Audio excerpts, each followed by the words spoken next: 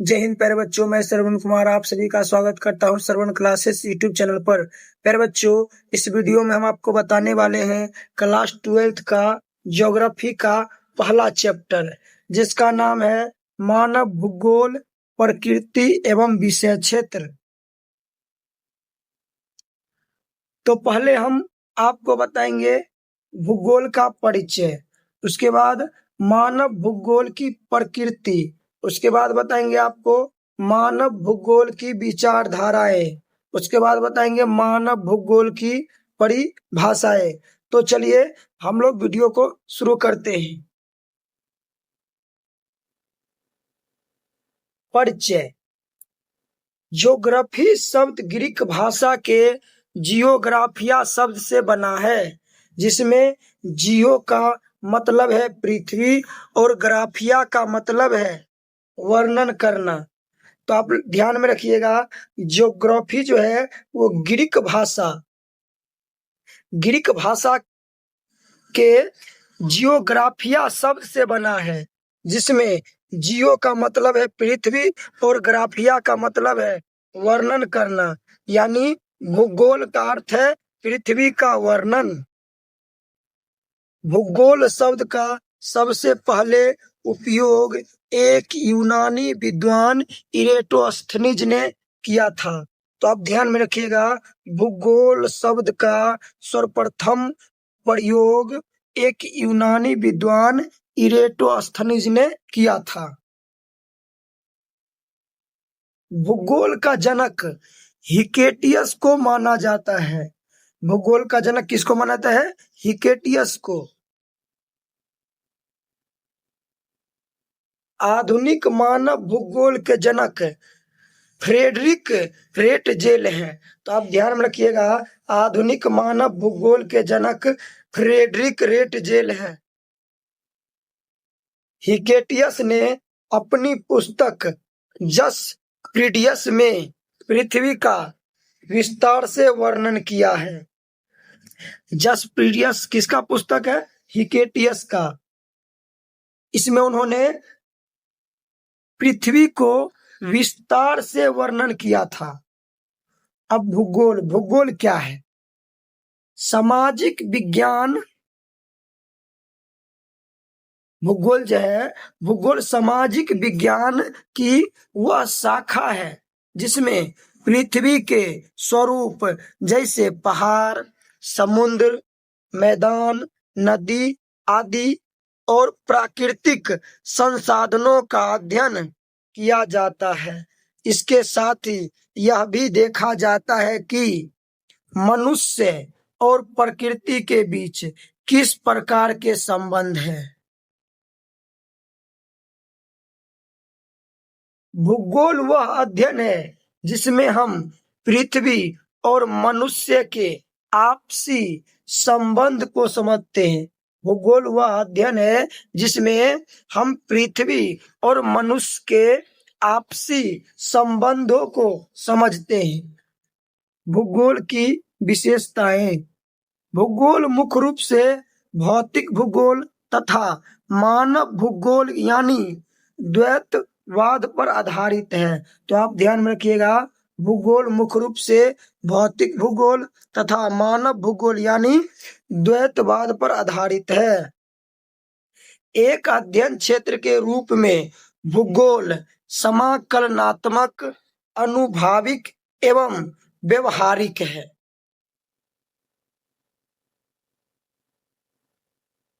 भूगोल समाकलनात्मक है। भूगोल प्रकृति और मानव को एक साथ जोड़कर देखता है। भूगोल क्या करता है? वो प्रकृति और मानव को एक साथ जोड़कर देखता है। उदाहरण से समझिए, नदियों के किनारे शहर बसते हैं क्योंकि वहां पानी और उपजाऊ जमीन होती है। अब भूगोल अनुभव आधारित है। जो चीजें हम देख सकते हैं और माप सकते हैं, उदाहरण से समझिए, बारिश कितनी हुई, तापमान कितना है, ये सब मापकर भूगोल में पढ़ते हैं। यह व्यवहारिक है। भूगोल का उपयोग रोजमर्रा की जिंदगी में होता है। उदाहरण, किसान मौसम देखकर खेती करता है। अब आपको बता रहे हैं भूगोल की दो मुख्य शाखाएं हैं। भूगोल की कितनी शाखाएं हैं? दो। पहला है भौतिक भूगोल, दूसरा मानव भूगोल। तो आप ध्यान में रखिएगा, भूगोल की दो शाखा है, एक भौतिक भूगोल, दूसरा मानव भूगोल।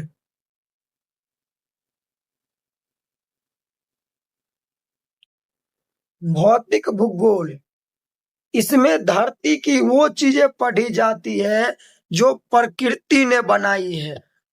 भौतिक भूगोल में इसमें धरती की वो चीजें पढ़ी जाती है जो प्रकृति ने बनाई है, जैसे पहाड़, नदियां, मिट्टी, जंगल, मौसम, हवा, पानी वगैरह। सीधी बात, जो चीजें आदमी ने नहीं बनाई वो भौतिक भूगोल में आती है। जो चीजें यह आदमी नहीं बनाया है वो किस में आता है? भौतिक भूगोल में। अब मानव भूगोल, इसमें वो चीजें पढ़ी जाती है जो इंसान ने बनाई है या जहां इंसान रहता है, जैसे गांव, शहर, मकान, सड़क, रेल लाइन, कारखाने, खेती बाड़ी और बाजार। सीधी बात, जहां आदमी और उसका काम जुड़ा है वो मानव भूगोल है।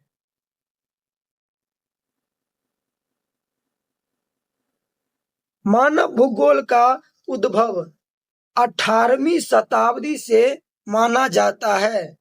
आधुनिक मानव भूगोल के जन्मदाता फ्रेडरिक रेटजेल है, जो एक जर्मन भूगोलवेत्ता थे। तो आप ध्यान में रखिएगा, आधुनिक मानव भूगोल के जन्मदाता फ्रेडरिक रेटजेल है, जो एक जर्मन भूगोलवेत्ता थे। यह एक जर्मनी का आदमी था जिसने सबसे पहले समझाया कि धरती का हाल देखकर ही इंसान अपनी जिंदगी ढालता है। ये पहला व्यक्ति थे जिसने सबसे पहले समझाया कि धरती का हाल देखकर ही इंसान अपनी जिंदगी ढालता है। मतलब जहां पानी है, उपजाऊ जमीन है, वहीं लोग गांव शहर बसाते हैं। तो इसका मतलब हुआ, जहां पानी है, उपजाऊ जमीन है, वहीं लोग गांव शहर बसाते हैं।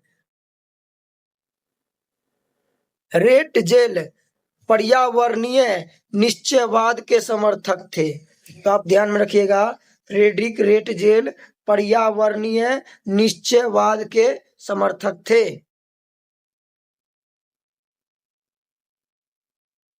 रेटजेल का कहना था कि इंसान की किस्मत धरती तय करती है। अगर पहाड़ है तो खेती मुश्किल होगी, मैदान है तो खेती अच्छी होगी। रेटजेल का क्या कहना था कि इंसान की किस्मत धरती तय करती है। अगर पहाड़ है तो खेती मुश्किल होगी, मैदान है तो खेती अच्छी होगी। मतलब धरती जैसा है आदमी का जीवन वैसा ही बनेगा। इसी विचारधारा को पर्यावरणीय निश्चयवाद कहते हैं। रेटजेल ने एक किताब लिखी थी जिसका नाम था एंथ्रोपोजियोग्राफी। रेटजेल का किताब का क्या नाम था? एंथ्रोपोजियोग्राफी। इसका मतलब है इंसान और धरती का रिश्ता कैसे है, उसकी कहानी। फ्रेडरिक रेटजेल के शिष्या का नाम कुमारी एलन सैंपल था। तो आप ध्यान में रखिएगा, रेटजेल के शिष्या का नाम कुमारी एलन सैंपल था।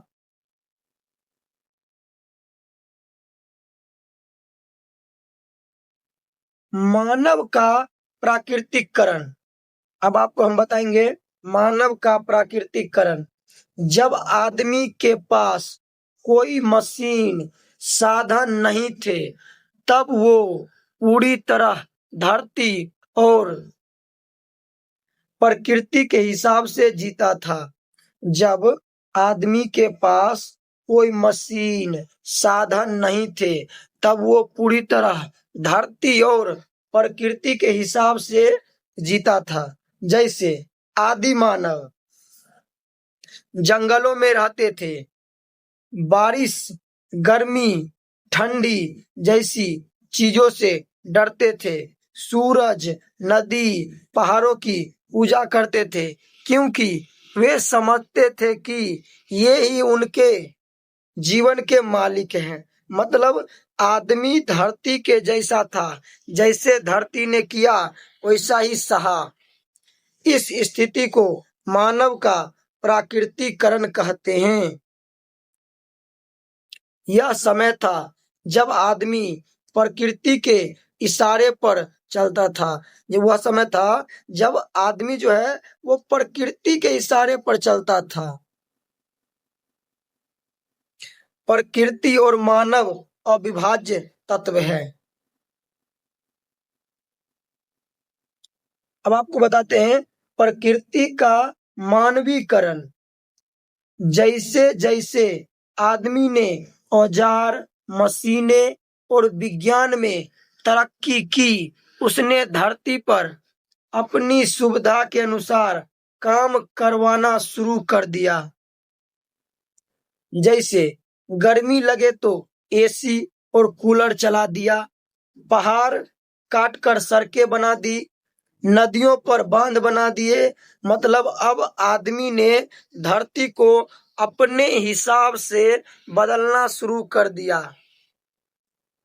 इसे प्रकृति का मानवीकरण कहते हैं। यह समय है जब आदमी ने धरती पर अपना दबदबा बनाना शुरू किया। प्रौद्योगिकी, लोगों और पर्यावरण के बीच पारस्परिक क्रिया का सर्वाधिक महत्वपूर्ण कारक है। प्रौद्योगिकी मनुष्य पर पर्यावरण की बंदिशों को कम करता है। दो विचारधाराएं। पहला है पर्यावरण निश्चयवाद या नियतिवाद विचारधाराएं। दूसरा है संभववादी विचारधारा। पर्यावरणीय निश्चयवाद यह विचारधारा कहती है कि प्रकृति ही इंसान की जिंदगी और कामकाज को चलाती है। मतलब इंसान प्रकृति के अनुसार ही जीता है, वो उसे बदल नहीं सकता। इंसान चाहे जो कर ले, धरती, मौसम, जमीन, नदियां आदि जैसा कहेगी वैसा ही होगा। इंसान प्रकृति का गुलाम है। उदाहरण, रेगिस्तान में आदमी खेती नहीं कर सकता, क्योंकि वहां पानी ही नहीं है। मतलब आदमी कुछ नहीं कर सकता, जो प्रकृति ने दिया वही है।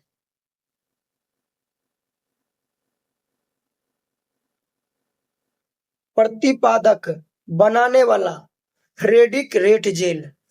समर्थक, मानने वाले एलन सी सैम्पल हमबोल्ट। यह विचारधारा मानव के प्राकृतिकरण, जहां इंसान खुद को प्रकृति के अनुसार ढालता है, से जुड़ी है। यह विचारधारा मानव के प्राकृतिकरण से उत्पन्न हुआ है।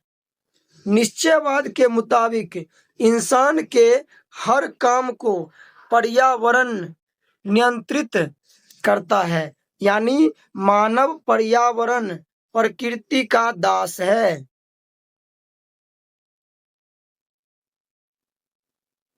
अब आपको हम बताते हैं संभववादी विचारधारा। इस विचारधारा में कहा गया है कि इंसान अपने दिमाग, मेहनत और मशीनों की मदद से धरती और प्रकृति को अपने काम के हिसाब से बदल सकता है। मतलब धरती ने संसाधन दिए पर इंसान अपने लिए उन्हें काम का बना लेता है। इंसान प्रकृति का मालिक बन सकता है। उदाहरण, रेगिस्तान में पानी नहीं था लेकिन इंसान ने नहरें बनाकर वहां खेती शुरू कर दी। यह विचारधारा निश्चयवाद को पूर्णतः अस्वीकार करती है। संभववाद की विचारधारा का सर्वप्रथम प्रतिपादक फ्रांसीसी इतिहासकार लुसियन फेब्रे ने अपनी पुस्तक जियोग्राफिकल इंट्रोडक्शन टू हिस्ट्री में सन 1925 में किया। संभववाद की विचारधारा में मानवीय घटक को महत्वपूर्ण माना गया है। संभववादी विचारधारा प्रकृति के मानवीकरण से उत्पन्न हुआ है।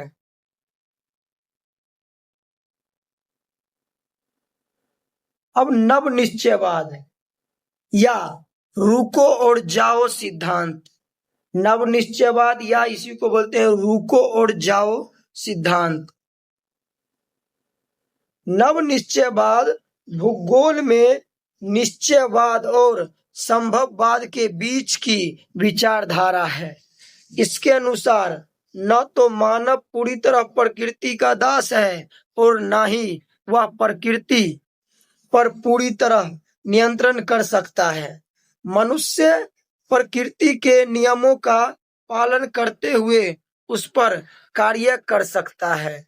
जहां प्रकृति जाने की इजाजत देती है वहां मानव विकास कर सकता है और जहां प्रकृति रुको का संकेत देती है वहां उसे रुकना पड़ता है।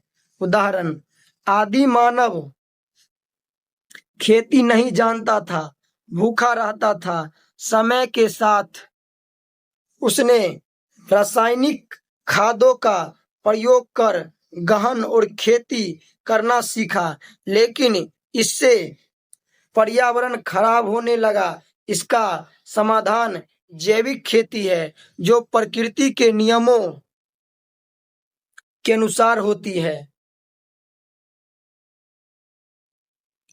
अर्थात नव निश्चयवाद यह मानता है कि इंसान को प्रकृति की मर्यादा में रहकर ही विकास करना चाहिए। नव निश्चयवाद मानता है कि इंसान को प्रकृति की मर्यादा में रहकर ही विकास करना चाहिए। इंसान प्रकृति पर काम कर सकता है पर उसकी सीमाएं लांघे बिना। यह विचारधारा कहती है न दास बनो न मालिक, समझदारी से आगे बढ़ो। अब कुछ प्रमुख बातें हैं जिसका प्रतिपादक ग्रिफिथ टेलर, जो एक अमेरिकन भूगोलवेता थे। इनका पुस्तक था जियोग्राफी इन 20th सेंचुरी। टेलर ने कहा था मानव किसी देश के विकास की गति को तेज, धीमी या रोक सकता है पर वह प्रकृति द्वारा बताई गई दिशा से नहीं हट सकता। नव निश्चयवाद के अन्य उदाहरण डीएनए और जीन की जानकारी से इंसान ने कई बीमारियों पर काबू पाया। वायु गति के नियम जानकर तेज हवाई जहाज बनाए। घर्षण और ऊष्मा के नियम समझकर आग की खोज की। मानव भूगोल की परिभाषाएं रेट जेल के अनुसार। अब आपको हम बताते हैं मानव भूगोल की परिभाषाएं रेट जेल के अनुसार। रेट जेल के अनुसार भूगोल की परिभाषाएं, मानव भूगोल की परिभाषाएं। मानव भूगोल मानव समाज और धरातल के बीच संबंधों का अध्ययन है। रेट जेल के अनुसार मानव भूगोल मानव समाज और धरातल के बीच संबंधों का अध्ययन है। मतलब इंसान धरती पर कैसे रहता है, काम करता है और प्रकृति के साथ उसका क्या संबंध है, यही मानव भूगोल का विषय है। एलन सी सैंपल के अनुसार मानव भूगोल अस्थिर पृथ्वी और क्रियाशील मानव के बीच परिवर्तनशील संबंधों का अध्ययन है। एलन सी सैंपल के अनुसार मानव भूगोल अस्थिर पृथ्वी और क्रियाशील मानव के बीच परिवर्तनशील संबंधों का अध्ययन है। धरती में भी बदलाव होते रहते हैं। भूकंप, जलवायु, जंगल कटाई आदि, और इंसान भी लगातार काम करता है। इन दोनों के बीच के बदलते रिश्तों को समझना ही मानव भूगोल है।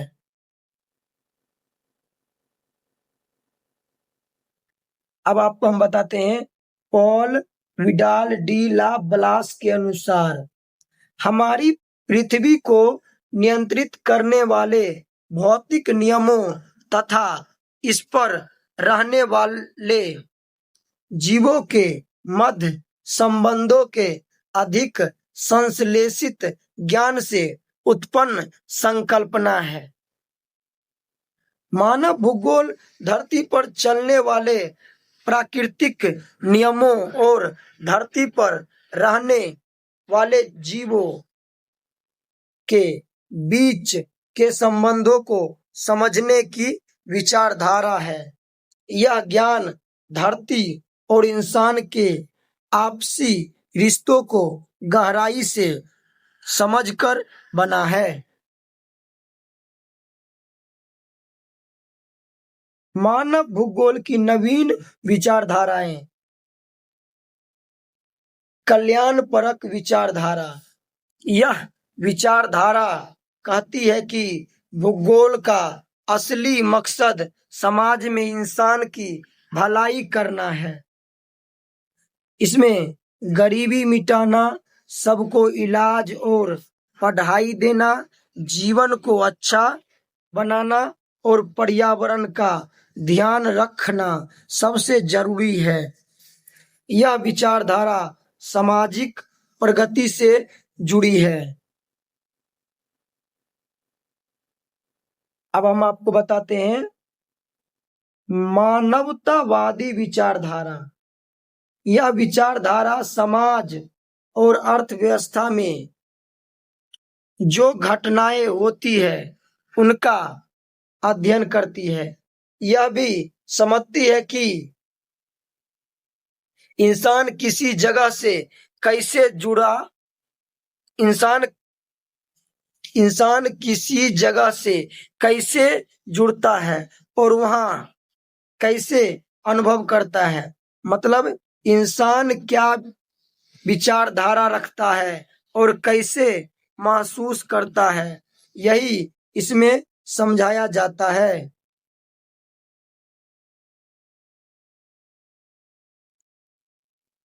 अमूलवादी विचारधारा।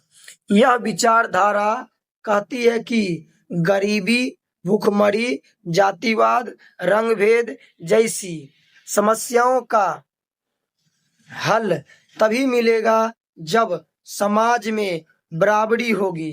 यह मार्क्सवादी विचारधारा पर आधारित है। इसका मकसद यह है कि दुनिया के सभी लोगों को संसाधनों पर समान अधिकार और नियंत्रण मिलना चाहिए।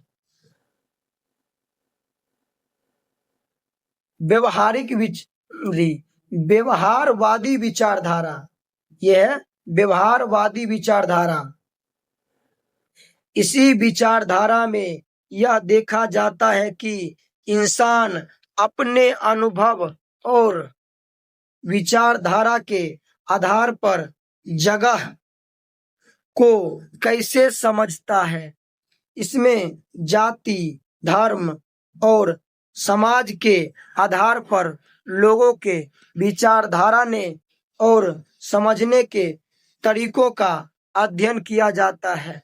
मतलब लोग अपने वातावरण से कैसे जुड़ते हैं और उसे कैसे समझते हैं, यही इसका मुख्य विषय है।